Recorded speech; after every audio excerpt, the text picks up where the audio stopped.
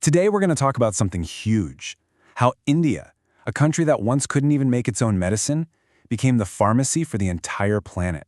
It's an amazing story. Let's dive in. All right, let's kick things off with a number that's probably going to blow your mind. 40%. Just let that sink in. 40% of all the generic drugs you'd find in the United States, yeah, they come from India. That's not just a big number. It's staggering.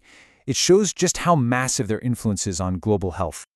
And that incredible output is exactly why people started calling India the pharmacy of the world. And look, that's not just some catchy nickname. It's a title they've earned, built piece by piece over decades of really smart decisions and some serious breakthroughs. So that brings us to the big question, right? How on earth did this happen?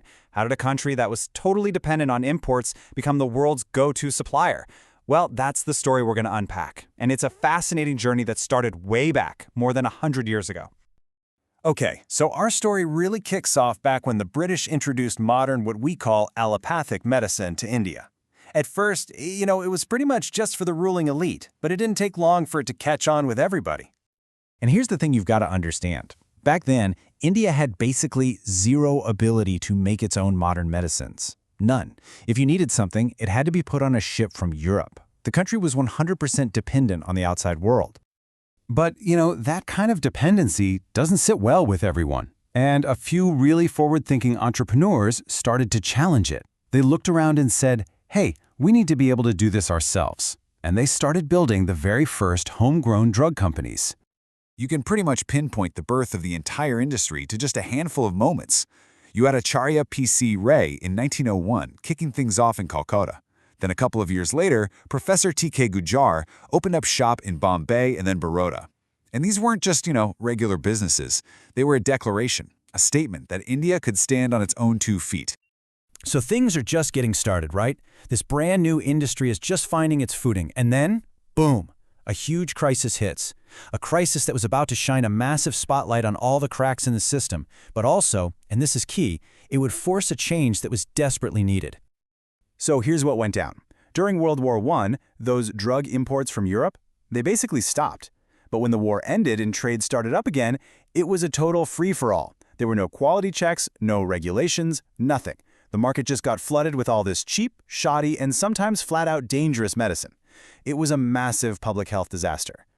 Yeah, it got so bad, the government had no choice but to step in. They set up a committee to figure out what was going on. And their conclusion was, wow, it was blunt. They basically said, and I'm quoting here, that pharmacy did not exist as a specialized profession. Think about that. No standards, no rules, no real training. It was the Wild West. And that report, as harsh as it was, became the wake-up call. It was the spark that lit the fire. India realized, okay, it's not enough to just make drugs. We have to build an entire trusted professional system around them from scratch. And they didn't mess around. The response was methodical. Step 1. They passed the Drugs Act of 1940. This was huge. It was the first real attempt to control quality. Step 2. They poured resources into education, setting up actual formal training for pharmacists. And finally, Step 3.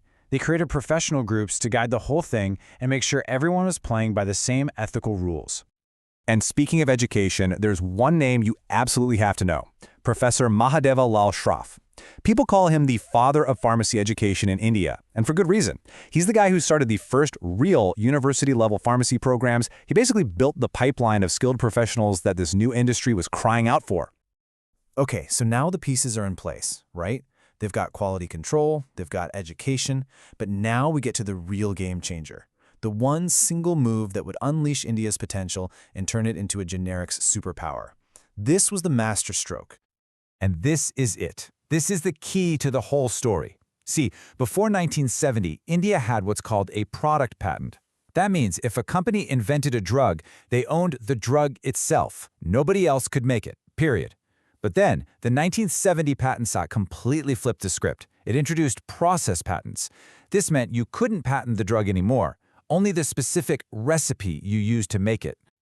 You see what that does? All of a sudden, if an Indian company could figure out a new way, a different way, to make that same drug, it was totally fair game. And that one little change just lit a fire under the whole industry. It basically turned Indian pharmaceutical companies into world-class masters of reverse engineering. And wow, did it work. The results are just, they speak for themselves. That whole skill set is what led directly to the insane numbers we see today. Remember that 40% of US generics we talked about at the beginning? That's a direct result of this policy. And it's not just that. Get this. India now supplies more than half of all the vaccines the entire world needs. So, fast forward to today, and that massive industry is all held up by this really strong system that was born out of that crisis all those years ago.